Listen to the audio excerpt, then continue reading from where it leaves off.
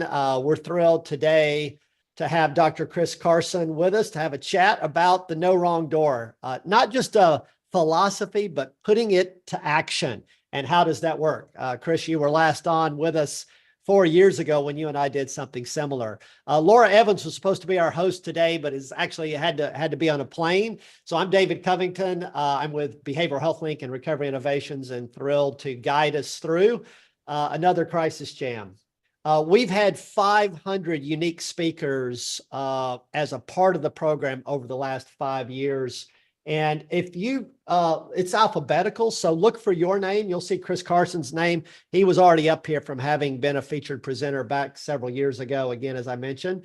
But if you would like to speak and you haven't, you don't see your name up here, you have an idea that you would like to advance, or a topic or speaker, let us know. We just met with Chris Hauserman from Michigan about an upcoming debate that we've now put on the schedule. If you go to talk.crisisnow.com, you'll see everything you need to know about supporting being a part of this community. And we now have a new option. So there are 3 ways now to participate in the Crisis Jam. Last week, for the first time, we did a live stream on YouTube. If you've got challenges with government Zoom, or for whatever reason, it's a better option for you to check in with YouTube. It's actually, you're streaming live now on YouTube. And we had about almost 40 of you last week who joined us in that fashion. Of course, what we hope you'll do is join us with this Zoom community where you can take part in the chat and put your questions or comments or thoughts in, get an access to the direct links that we share, participate in the poll, and more. All of that comes from signing up for our weekly newsletter, registering for the weekly Crisis Jam. There are well over 2,000 of you who are now in that community. You'll remember we had to start over back a few years ago because of a hack of the community. But we've gone from that original. I think we had almost 5,000 in the community, and we're back up above 2,000 now. You'll also get access to, not only do we live stream on YouTube, but we also upload the program to YouTube separately, so you can watch it later if you missed it. Now, last week was our first live and on location event. Justin Shelby, Kristen Ellis, and Karen Jones all supported, and we were so thrilled. Kevin Curtis was our host and walking us through the fabulous new Kim and Carolyn Gardner Crisis Care Center in Salt Lake City, a well over 70,000 square foot, no wrong door, law enforcement drop off with both observation and inpatient units to support that community, which will be launching soon. If you didn't see that program, I really encourage you to go back and get a chance to see that. And we've got someone that we need to mute there. Thank you. In addition to the live and on location events, and we're hoping to do those quarterly this year. So if you've got an amazing program you'd like us to come out to, please let us know. But we're also attempting to increase the engagement of the program through ongoing debates. The monthly focus is our goal, and debate number 6, mobile crisis should always be dispatched by the local 988, is coming on April 16th. Justin Chase will take the affirmative. Preston Looper, who worked closely with Matthew Goldman on the amazing SAMHSA survey around mobile crisis last year, will take the negative on that. So we're really excited about that presentation. Debate 7, all states should enact legislation that includes a 988 fee, similar to how we pay for 911.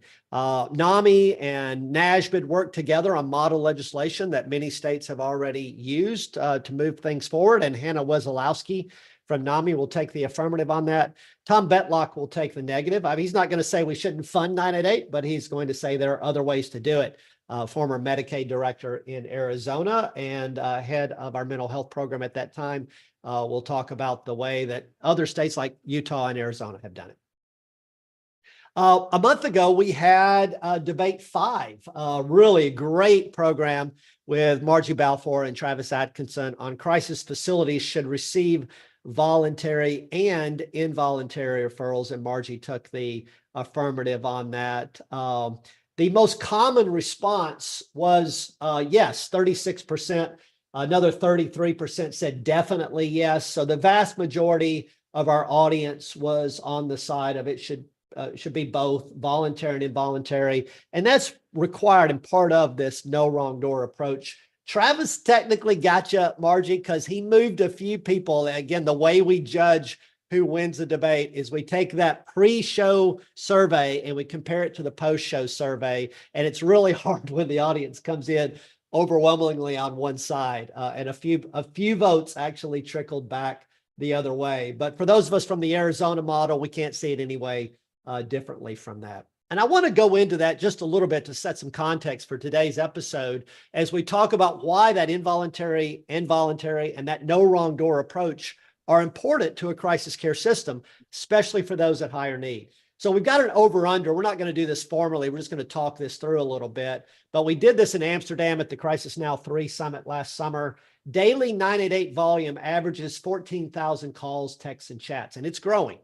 But how many people are in the hospital ER every day for mental health, substance use, and or suicidal crisis? I'd love it if you just drop in the chat what you think is the number. And then we'll have some folks respond with over or under that number. Let's see what we get in the, how many a day? Michelle Bauman says 5,000 a day. We've got 2,500. Let me give you just a little bit more information as we go here. There are approximately 140 million total visits for all causes to emergency departments every year.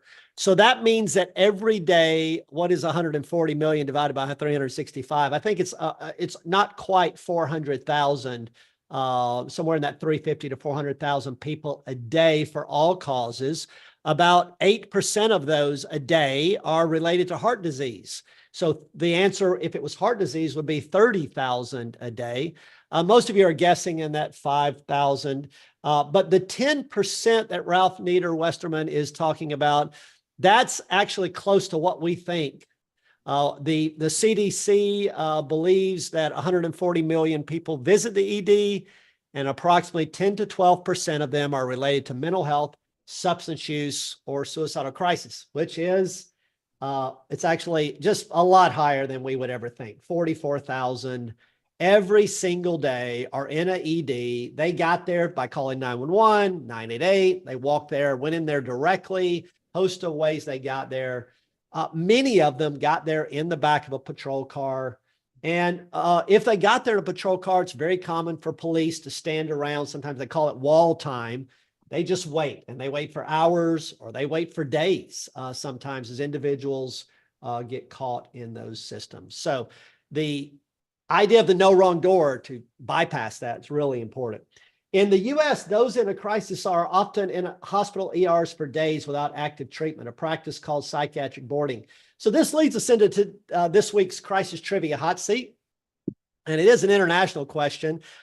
This challenge of individuals in higher level of need for crisis care being caught in this pinch point of a hospital ED isn't something unique to the United States. It's a worldwide phenomenon. But in this particular country, ramping refers to a prolonged wait in the transporting ambulance before even entering the hospital ER. They don't get to the hospital ER because of legislation that's been passed there that they can't be in the ER, but for a certain number of hours. Again, an effort to get around boarding. So they sit outside in the parking lot in an ambulance. In what country does this practice occur due to a lack of available beds or care areas open in hospital ERs? Is that A, Australia, B, Chile, C, Mexico, or D, the United Kingdom? Now, as I'm looking at the results coming in, a lot of you are saying the United Kingdom. And we did show a video in the pre-show a few weeks ago about the significant challenges with psychiatric boarding in the United Kingdom.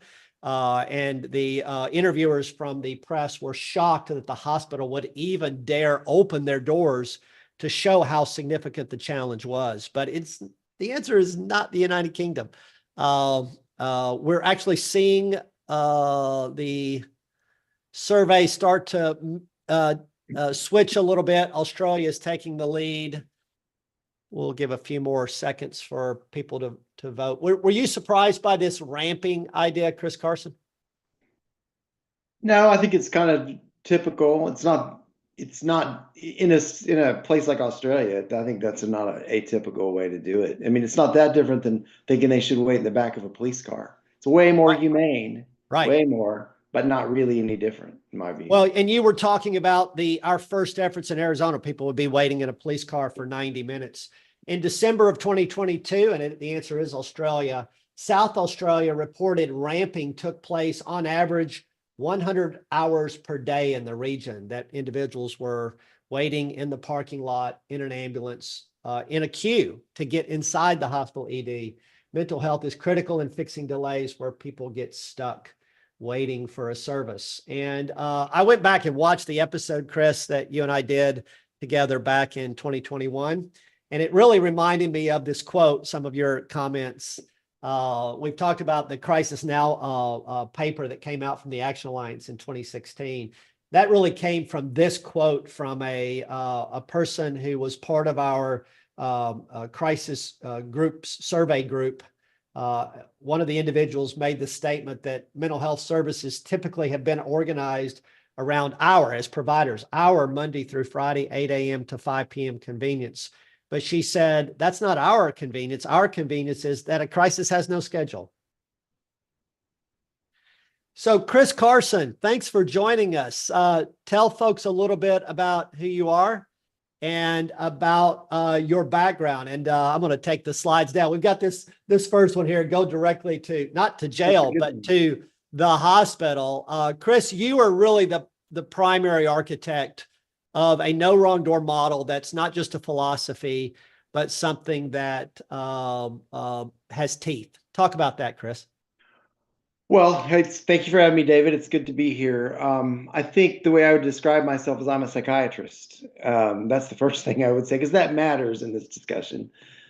Secondly, I was a hospital psychiatrist, an emergency room psychiatrist. So I started my career in a large ED with a little psych portion, um, and so that's really where my world that informed my world dramatically. The county hospital emergency department, and knowing in there what we were capable of theoretically in the system and how unavailable it was in the moment to people when they needed it. And how frequently, maybe even the rule, I used to call it a cattle shoot. All I could really do is look at somebody and say, yes, hospital, no hospital. And if it was no hospital, it was good luck. And if it was yes, hospital, it was let's find them a bed and get them in the hospital. And that was kind of how we functioned. And so many people, I think that I felt like the majority of the people needed something in between that. And so that was really where it all started. I think also in there, because we did take involuntary drop-offs and voluntary drop-offs, I recognized and continue to believe that there's not a lot of difference between the two in terms of the clinical need. It is more a legal situation about getting them into treatment. So clinically, I decided, and I think, I mean, I made my mind up that there was really no distinction between them clinically and what they needed. Therefore, they didn't need to be in different spots. But what they did need, I guess, then the final part of that was I felt like if we were really going to get recovery, we had to engage them, and we couldn't rely upon involuntary methods unless we had to. So we made a real effort, and that's all kind of flown through all these years, but to take somebody, maybe they came in involuntarily, but quickly as we could move them to voluntary and mainstream them, to use an education term. But that was the route we felt like towards health Yeah. ultimately. Chris, this pathway that we've got on the screen, where regardless of the sort of the referral source, for those who land up needing something more than mobile crisis or communication with someone over a phone or chat or text, they land up being shunted through this hospital ED. Talk a little bit about your view of medical clearance. Well, if you go back to the left side of your screen, what do they need? That's the question for me. The driving question is what do they need? What they need is specialized mental health intervention and human touch. So, and possibly risk management. That's the other real reason that people come I think, into a hospital is for risk management, but also they need more specialized treatment. Rarely is a hospital ED prepared to do that. So I felt like from the beginning that unless there was a known medical like reason to go to the hospital ED, why shouldn't they come directly to psych? And know that that was initially in the context of a major county hospital that had a psych portion and an OB-GYN portion, all the various specialty portions. And it was really the discussion was, do they need to go through the medical ED or do they come directly to psych? And in the vast majority of people, we had them come directly to psych. And that seemed to me to be the more humane and the more efficient, but also I mean, I don't know who's been in an ED. I don't want to go to an ED if I don't have to go to an ED. So it felt like we were diffusing the situation, intervening much quicker. And when did this idea of law enforcement skipping the ED and going directly to the crisis center, how did that develop? And what were the early challenges or ease? How well did it work and how quickly did it develop? It developed really fast in the sense that the real problem was I willing at that point to take the responsibility for them coming straight to me, right? There's a risk question there. It's like, do you really want these people on? Isn't it much better if they have been evaluated, had labs done, and won't you feel much more comfortable and all that kind of question? And I just decided that no, I didn't, and that we could take them, and we did. The challenge always becomes some people need to be in the medical ED. And so you have to have a real free movement back and forth. It is not a failure to send somebody to medical. I mean, that I could look at them in psych, send them to medical. I needed to be able to do that and did. But the other side of that was a lot of people went to medical and needed to come to psych. So we just arranged it where that was a freeway and there was not any barriers and it worked. And then we watched the data for that and realized that the proportion of people that needed to move on that freeway from us to medical was minute. Yeah. So Minute Chris, meaning 5% or something. well, that was going to be my question. So in a normal system, everyone needing higher level care is screened first. In this system, it's just reversed that the clinical medical staff at the crisis care center are determining if someone needs more stabilization in a hospital. And in your experience, it's about 5%. So how does that work? You land up doing what with those 5%, and what's their journey? That depends on the situation that you're in your community, right? Are you attached to a medical hospital? Are you not? You have to work that out, and that's different everywhere. But you need to be able to quickly and efficiently transfer. The other real challenge is your staff. When somebody appears, one of the, you've got a few like really critical questions right there in the first moments. One of those is medical. What is their medical stability? What is their situation? And so you've got to you can't like delay that, right? You can't say, well, let me get your paper signed and we'll get you settled in and get you comfortable, get you a little Coke, whatever it is. No, it is like immediately you've got some questions to answer. And one of those is their medical situation.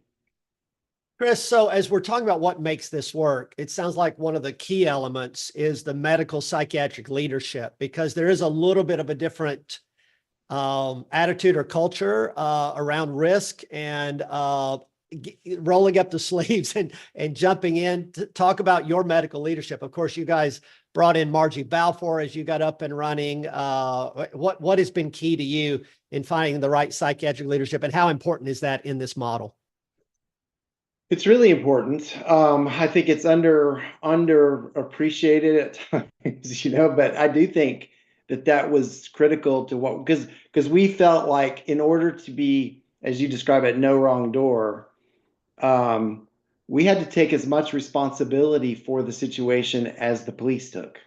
See, that's what usually the police have no option but to be involved, right? They get involved, they're involved. We felt like we needed to have at least that much involvement and skin in the game. So we would, and that requires a certain medical capability. It requires a certain medical leadership and a certain ability to contemplate those medical issues and the seriousness of them. So the medical leadership was, I think, very, very important to us.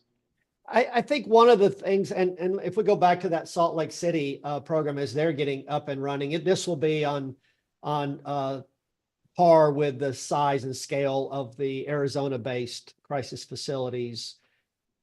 What does the flow look like in these programs, Chris? I think people might be surprised by the throughput and volume of individuals that land up having their needs met in these kinds of facilities. What does that look like in your urgent psychiatric center in Central Phoenix? The flow, in some respects, I actually went eventually and got my green belt in Lean Six Sigma because so much of these facilities are about throughput.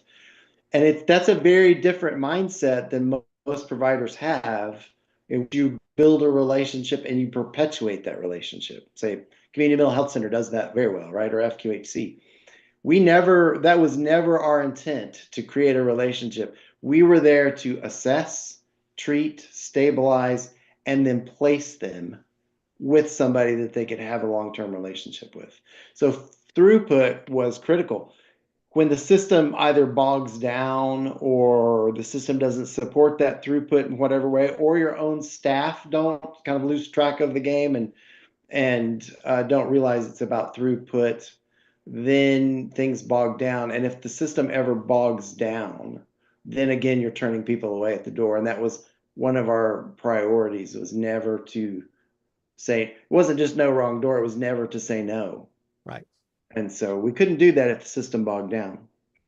Chris, when I first came, you and I were both with Magellan Health before you moved to Connections and I moved to Recovery Innovations. And at the time that I joined, we had a crisis facility with some significant capacity, but they didn't operate according to this no wrong door. And it was common for that facility, also in Central Phoenix, to admit maybe 0 people a day, maybe 1. On a rare day, they might admit 2, even though that was I think it was a 30 some odd bed facility. How many are you likely to admit today across your facilities, Chris? David, I have no idea. I would guess in Phoenix, it's probably, we see probably 1,200 people a month. Yeah. Maybe. So you're talking about 30, 40 a day. Absolutely 30 or 40. I think it's actually more than if you consider the walk-ins, the urgent care, yeah, some of that stuff. It's and it varies, but it's a lot. But that was the intent. And Chris, how many of those are dropped off by a police officer? That has also varied over the course of 15 or 20 years because, it has to do with the police culture and all these kind of things, but probably a third to a half. Yeah. Yeah. That's a guess right now because I don't have the data in front of me, and it has varied over the course of 15 years.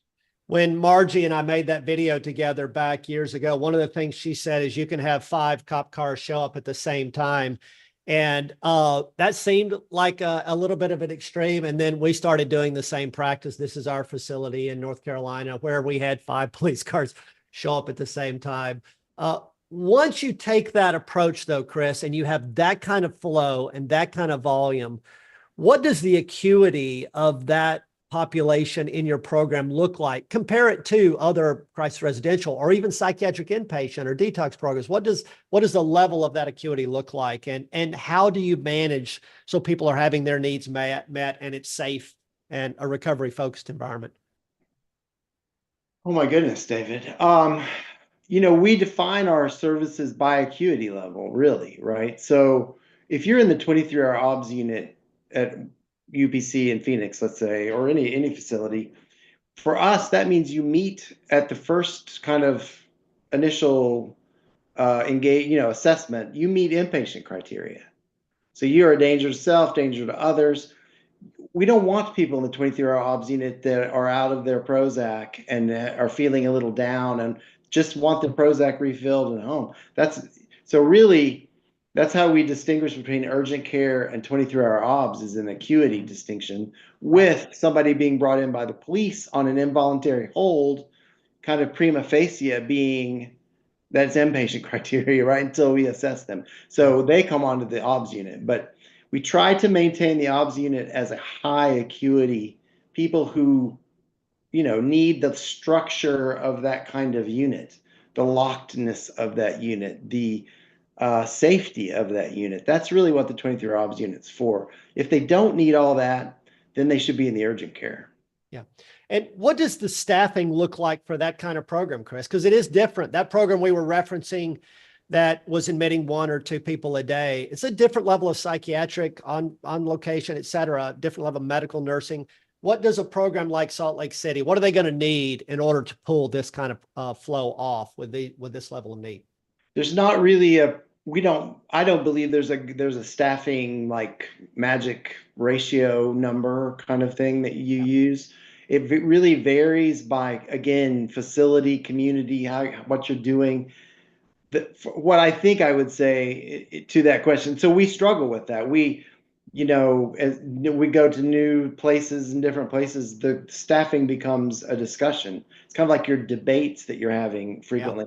There, you have to live in the tension of that. There's not really like a magic number, but I think what we have found and what we believe is the tech. You start with the techs. The techs are incredibly important, and so many people see behavioral health techs as kind of almost paraprofessional kind of.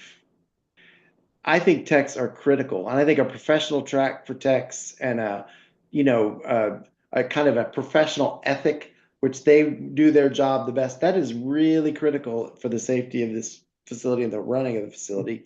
The other's the medical, including nursing. And then you've got to have the really high quality social services kind of thing that so much of discharge has to do with psychosocial and arranging appointments and all that kind of stuff. So it's kind of about keeping the tension on all those points. But certainly at the 23-hour OBS unit, safety is priority, right? It's about being safe. So that staffing also gets into the facility and the flow, all that gets into the rates. I think I had hoped to get into the financing. Representative Steve Ellison has done a lot with it, including with the legislation and with the health plans. But we didn't get to the rate for that observation program in Utah last week, but it's almost $1,400 for someone to be served in that. And I think people are a little bit taken aback by that. But the impact of these programs, it's an inpatient style program with inpatient rates. The savings and impact comes from the length of stay and the throughput of this, Chris. Any comments on what it takes to fund a program like this so that it can be sustainable and meet the goals that you're talking about? I think one of the things that we have to discuss more is you have to define the service, really, right? I think that's one of the areas that we're confused in right now is to have a really well-functioning crisis system in the future, there should be multiple types of services in that, right? There were questions in the chat about crisis residential and coming out of a hospital into something before they go home, and all of those things are needed in order for a system to really work well. What I described just now in the 23-hour OBS unit is the highest level. It's a medical nursing. I mean, 24/7 medical nursing. That is not. It is a very specific kind of service that is also very expensive. So it's not like we would never have, for instance, a nurse practitioner or a physician come through and do rounds in the morning at that level of care, right? Right. So once you define the intensity of the service, then you get to the rates. Right. And I think people sometimes don't connect those totally, but clearly it is a challenge to run a facility at that intensity financially, staffing wise, every kind of wise, right? But it's also, that is what that level of care is for us. Chris, this was the slide we used back when we talked 4 years ago, just to show, and this was the base. There have been other facilities added since, but the way that Arizona built the locations of the facilities to maximize a quick turnaround for law enforcement and for the public. Tom Betlock has talked about when he was the Arizona Medicaid director, despite the cost of these facilities, that there was a $2 return on every $1 invested in these programs. So let's go to our roundtable section. And Chris, you talked about the definition of and the sort of making sure we're defining these services. Margie Balfour, you're talking about the new SAMHSA guidelines and the high intensity behavioral health emergency center, high intensity behavioral health stabilization components. Margie, you want to talk a little bit about just build on this conversation and your reflections? Yeah. Yeah, so, Chris and I have worked together for a long time, and to be able to do this work to take everyone, I think it's, as we've talked in the debate, is really important. Um, and then, the medical leadership component is critical for some of the things he was talking about, like having those relationships with the emergency rooms. I mean, part of our model is that our medical directors meet with the ER that's, next door to us, for example, down in Tucson, every month. Like when we first started there, the relationship with the ER was horrible. And a lot of distrust, a lot of you're trying to dump on us, and starting to have that level of medical leadership where it's like, don't get into disputes in the moment at 2 in the morning as you're arguing and put the patient in the middle. Like, save it for and send it to your medical director, and then like let us go over individual cases. And we really took, Chris mentioned like we did our Lean Six Sigma Green Belt training together. And it really takes a QI approach to managing these. So then you go over those cases and go, oh yeah, like, maybe these group of people we didn't need to send to the ER, and then the ER would help us make a better protocol, for patients, with whatever that condition is. So, that's kind of the approach you have to take in terms of, working around. And I don't even like the term medical clearance. The field is really trying to shy away from that term because it doesn't mean anything. The question is the person medically stable? And then if they do need to go to the ER, they don't go for clearance. They go because they have a specific thing that we need evaluated and treated. Right. And we take them back. That's the other thing. No one likes to feel dumped on. They, we send people, and then they know that we're going to take them back. And then they send us people. And we know that, if some medical issue happens, that they're going to take them back. So that relationship building is key. And with the police, that no wrong door concept is that, the police shouldn't have to be deciding where to bring people.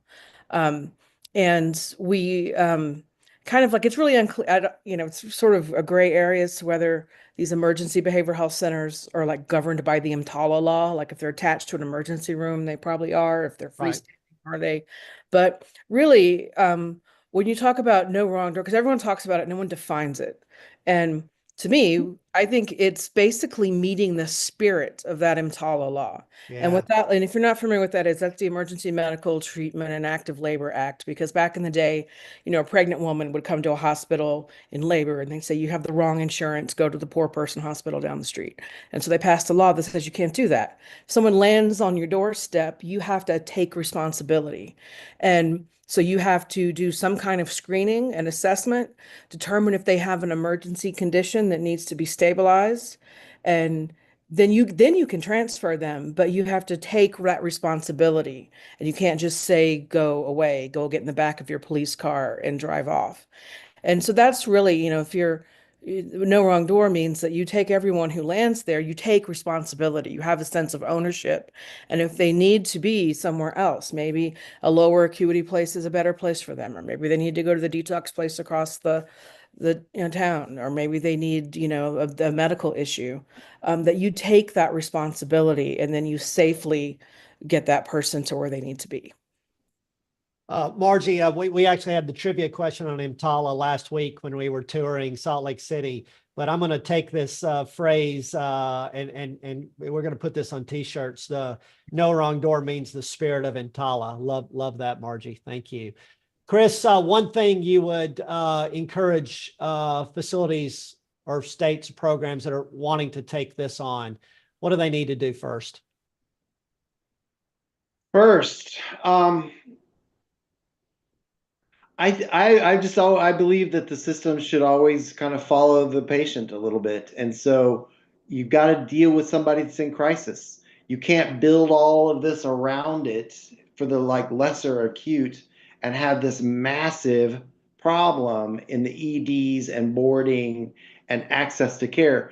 And what ends up happening when you don't start kind of at the beginning of the tangle, like with the crisis, in my opinion, is you end up not ever really solving the problem. And you continue to have people that are in beds that don't need to be in the bed. You have people that need the bed that can't get in the bed. You have people in the EDs that don't belong in the EDs.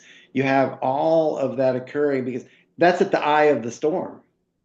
So you have to solve this from the eye of the storm and then work out towards the lesser acute situations.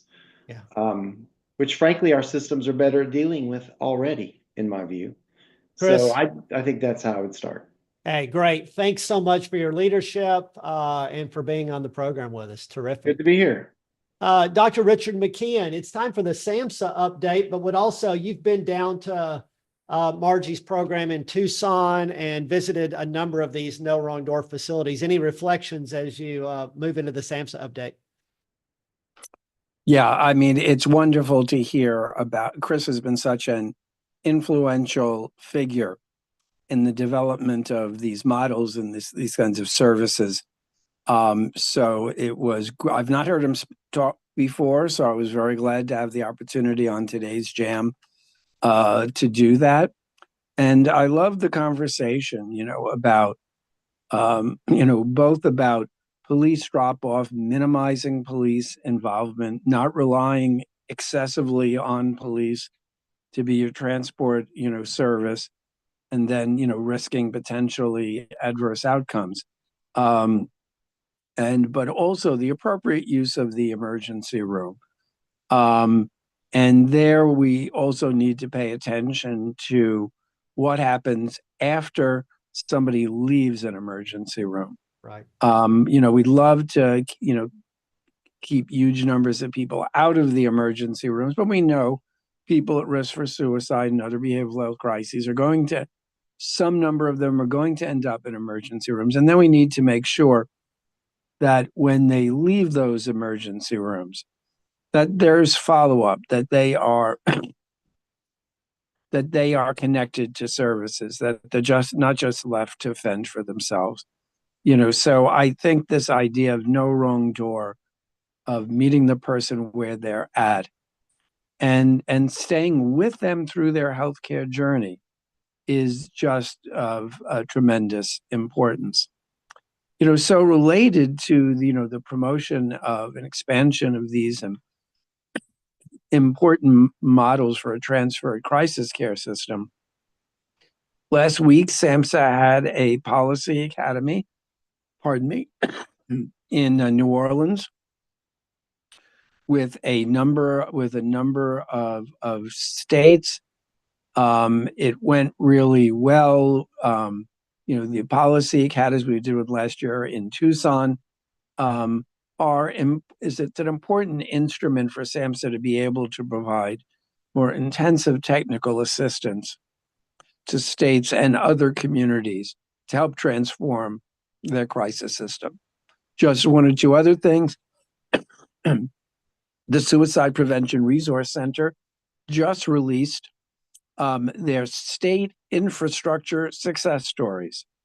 And a number of these success stories involve crisis services. So would urge you to check that out. Pardon. And then finally, I just wanted to mention that within the U.S. Department of Health and Human Services, the project management group for the National Strategy for Suicide Prevention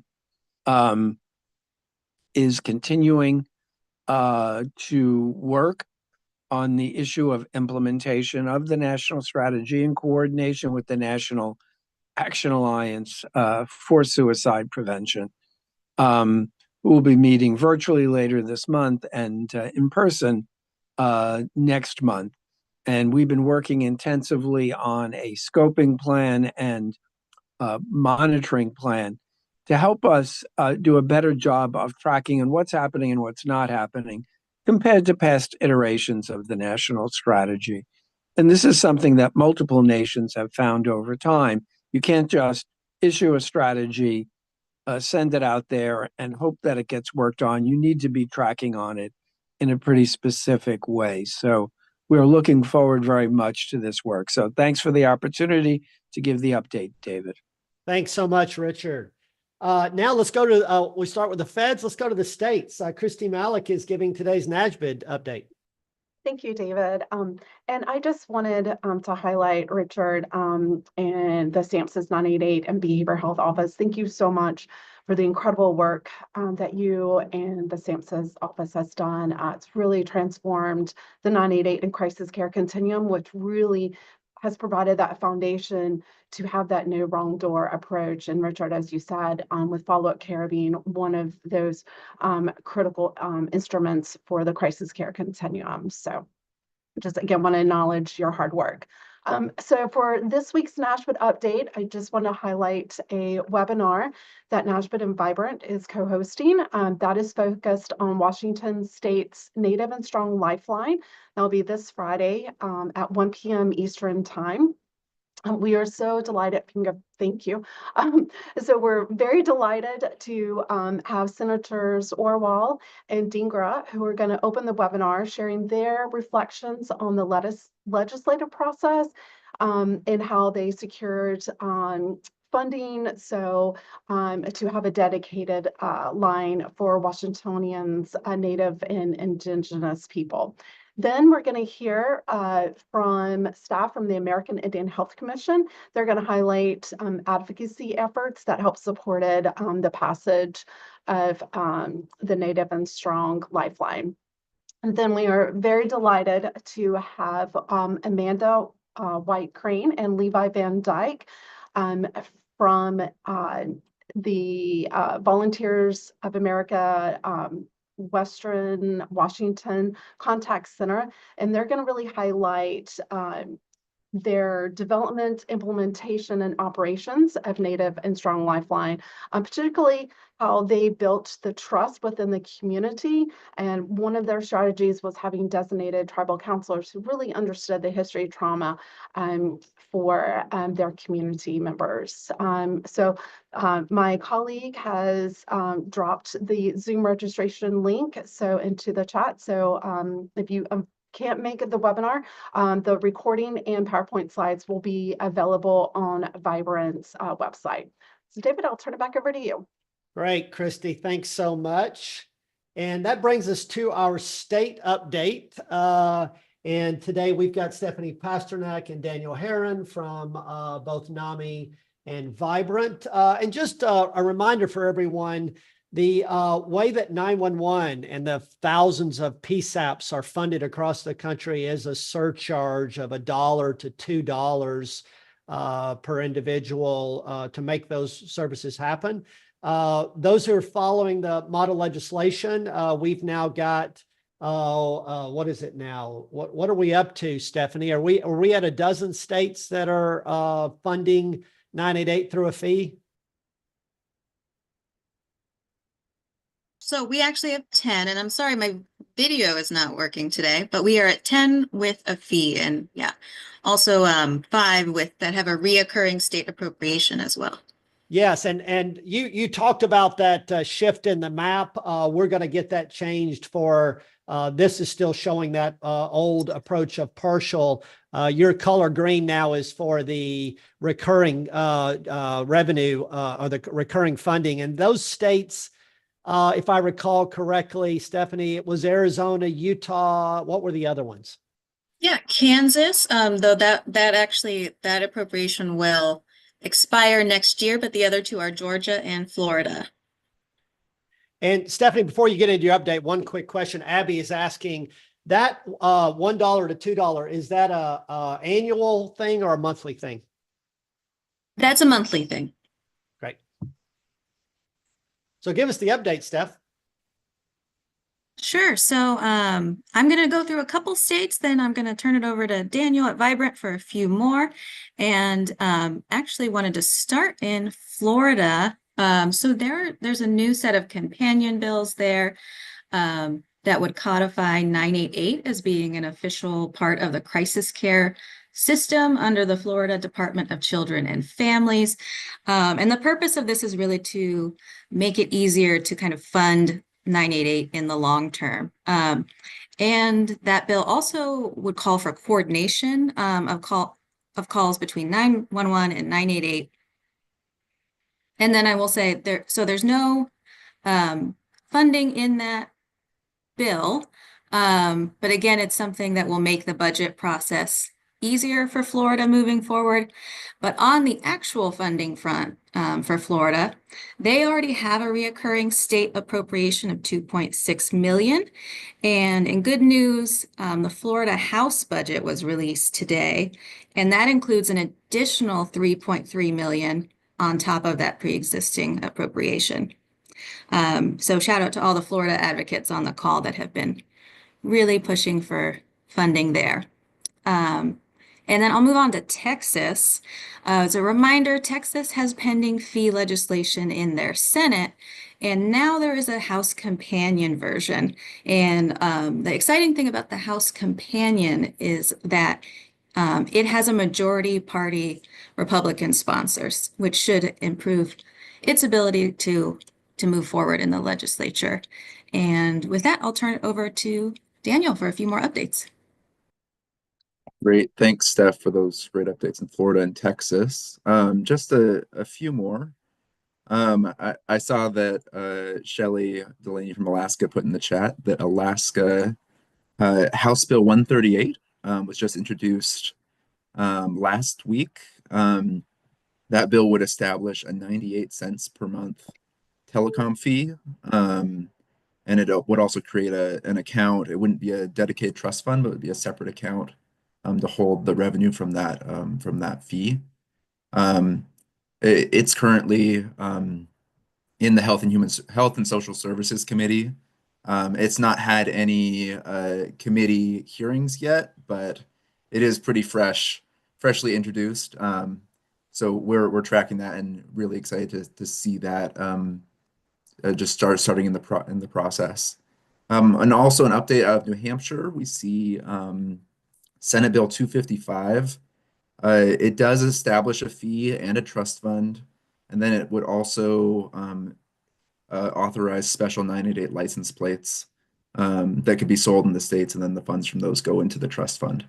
That bill and the 988 fee on that bill is it hasn't been disclosed or decided on yet, but it just opens the door for that. It passed out of the Senate Finance Committee with a unanimous vote. I believe that was last week, and it's now scheduled to go to the floor of the full Senate on March 27th, which is tomorrow. And then finally, one more update just out of North Dakota. We see North Dakota Senate Bill 2145. And there have been several pieces of legislation in North Dakota right now, but one that I'm showing an update on today has to do with civil liability for the employees and contractors that deliver the services for 988, 211, and the 911 system. It specifically protects folks from civil damages when they're rendering services in good faith, except in cases of willful misconduct or gross negligence.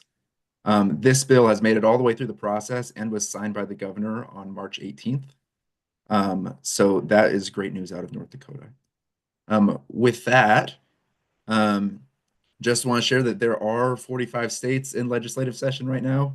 A lot of things happening across the country, and we're keeping track of all of it, and happy to share at our next update on the next Crisis Jam. I will see you guys next, and thanks again. Thank you so much, Stephanie and Daniel. And that North Dakota legislation contemplating protection of civil liability for crisis workers, reminiscent of the path that Rep. Orwell and Washington State have been contemplating. So great stuff. And that brings us to our data corner. And Ted Lutterman, you're going to introduce our guests for today. Thank you, David. Yeah, Dr. Goldman asked me to help organize the data corner while he's out celebrating the birth of his son. And in preparing for it, I was looking at some of the recent research and came across some really interesting work identifying a high-risk community that I haven't ever seen discussed on any of the crisis jams. And not only have our speakers today been studying the crisis needs of construction workers, but they've also been working with their industry to start addressing these issues, including identifying 988 and crisis services to help get out to their members. So today they'll discuss their research and also maybe some ideas on how 988 and public crisis systems could collaborate with their industry. So I'm pleased to introduce William Harris, who's the research analyst at the Data Center for Construction Research and Training, where he's worked for 4 years. He has a master's in epidemiology, in demography, and he led the development of the manuscript we'll be talking about today. And Dr. Amber Trueblood is also with the center, and she's passionate about using surveillance data to identify occupational injury trends. She has a doctorate in epidemiology and environmental health and a MPH that focused also on behavioral health from the University of Texas. So William and Amber, please go ahead. Awesome. Thank you for that introduction, Ted. And then apologies about the lack of camera. My computer is unable to connect to my webcam at this time.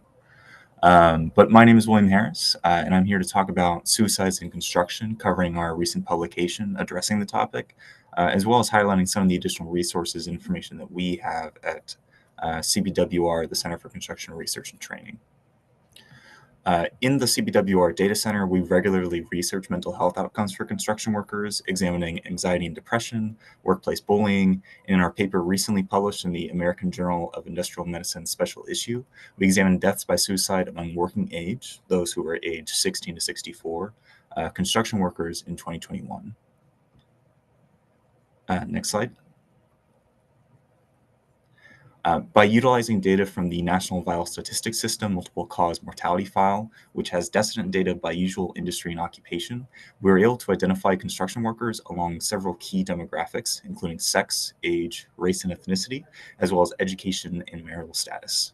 In 2021, there were 5,213 suicides among working age construction workers, which accounted for 17.9% of the 29,153 suicides among all industries that we observed that year. The suicide death rate for construction workers examined was 2.4 times higher than that of all industries, 46.1 compared to 19.5 suicides per 100,000 workers. Though this is primarily driven by the higher ratio of males in the construction workforce, who historically have a higher likelihood of death by suicide. But when we look specifically at suicides among males, we see that construction had a 68% higher rate of suicides compared to all industries combined, 50.5 compared to 30 per 100,000 male workers. For women in construction, they had a rate of death by suicide that was 23% higher than the rate for all industries combined. And notably, both of those findings were statistically significant, meaning that the difference in the rate of deaths by suicide was not due to chance variation. With the aid of these demographic details, we were then able to identify groups of men and women that had some of the highest rates. For both males and females, those whose highest level of education completed was high school or equivalent, those who were single, and workers aged 55 to 64 years old had the highest rates of suicide. Among men, those who were non-Hispanic and those who were American Indian or Alaska Native additionally had high rates. For males in construction who were single, the highest rate of death by suicide among construction workers, the rate was 1.8 times higher than all single males in all industries. For women in construction, those whose highest level of education completed was high school or equivalent had the highest rate of suicide among women in construction, which was 1.3 times higher than the same education group in all industries. And then we additionally looked at occupations among male construction workers. When compared to the already high rates within construction, some occupations had even greater risks, those being iron and steel workers, who had a suicide rate 2.3 times higher than all males in construction. Welders and brick masons were also at a higher risk of 1.7 and 1.6 times the overall rate. And then laborers, one of the most populous occupations in construction, had a rate of death by suicide 1.4 times higher than construction overall. And accounted for 29.4% of suicides in construction observed that year. And I'll go ahead and pass things over to Amber to continue with some of our other resources. Hey, good afternoon. I know 5 minutes to get through a lot of data. so I gave most of that time to William. I just wanted to highlight why we're really interested in mental health within the construction industry, specifically looking at CDC high-level manuscripts. I put one in the chat to address the question on law enforcement. Construction leads and suicide and overdose death rates when broken out by industry consistently, and we really wanted to understand why. And so that suicide manuscript William went through highlights just that first level overview, trying to understand those demographics there.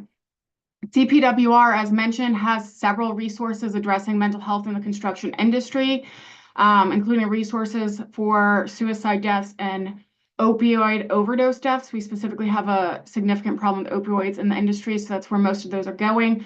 That's linked here in the PowerPoint, as well as our Reason newsletter. That highlights research coming out that addresses the industry needs. It's supposed to be very positive. We hear a lot of negative about suicides and overdoses, but not the good work that's being done. So that newsletter is actually focused on the positive. And lastly, I just want to highlight, we have a lot of resources available in addition to those within the data center. Some of those were linked earlier at the start of the presentation. And I'm not going to go list by list because you guys can click on those. But if there's something that is missing that you think would really help you do your job, please reach out directly to us. And that's our end goal here at CPWR, is to prevent these injuries and fatalities that result from suicide, overdoses, and of course, at work fatalities due to other causes. Thank you so much, William and Amber, for this important work. So that brings us to our last segment, and Stephanie Hepburn, tell us about this week's Crisis Talk. Thanks, David. So I'd like to bring on Kiara Haranilia. She is the program manager for the 24-hour crisis call diversion program, which is embedded within Houston's 911 call center. Kiara, the program provides a fourth emergency response, which is amazing mental health and substance use intervention. And it allows the center to divert nonviolent, non-criminal 911 calls, and also police department non-emergency line calls. Can you talk about the entry points into the CCD and rapid response? Yes, and thank you so much for having me on. I'm excited to share about CCD and rapid response. So CCD partners with the Houston Police Department. So in Houston, if you contact 911 and you have a non-imminent risk, non-criminal related mental health concern, you could be live connected to a CCD crisis call diversion phone counselor. We'll do an assessment with you, and if eligible, we can dispatch the alternative response team, the rapid response team. They go out with a two-man unit. It's a mental health clinician, bachelor level, and a licensed clinician or a master's level clinician, and they can do an assessment on scene. They are capable of transporting to a higher level of care if that is what's necessary.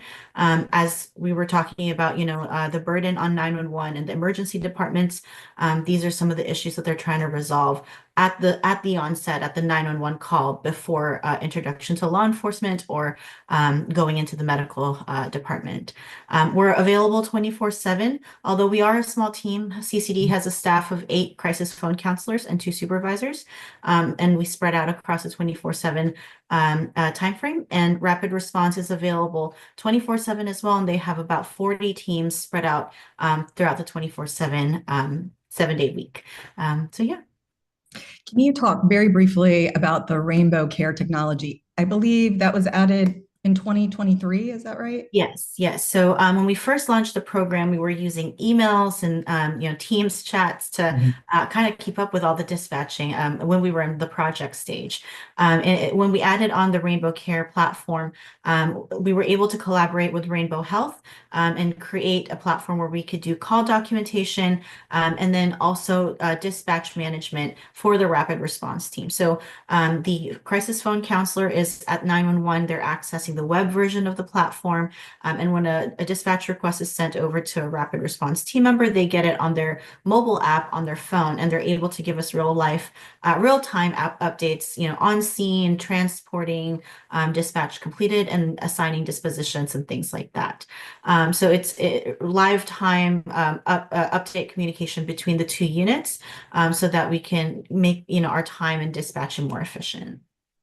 Thank you so much for hopping on with me. And also the matrix is really unique. So please take a look at the article so you can take a look at that as well. Thank you. Thank you. Thank you, Kiara. Thank you, Stephanie, and for your ongoing work with Crisis Talk. Next week, we'll have Dr. Morgan Shields, a really great presentation if you were at Crisis Con around inpatient psychiatry and the hope for reform. And the following week, we'll have a fireside chat with the guardian of the Golden Gate Bridge, former California Highway Patrolman Kevin Briggs.